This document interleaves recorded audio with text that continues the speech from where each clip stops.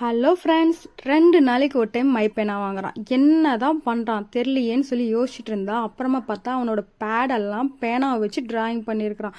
கை ஒரு நிமிஷம் கூட அமைதியாக இருக்காதாடா அப்படின்னு சொல்லிட்டு, ஏன்டா பேப்பர்லாம் கிறுக்கி வச்சுட்டு இப்படி வரைகிற, ஒழுங்காக தான் வரையண்டான்னு அம்மா வரைஞ்சி முடிச்ச அப்புறம் பாருமான்னு சொல்லிட்டான். கண்டிப்பாக இப்படியெல்லாம் வரைஞ்சா 2 நாளில் ஒரு பேனா காலி ஆகிடுங்க.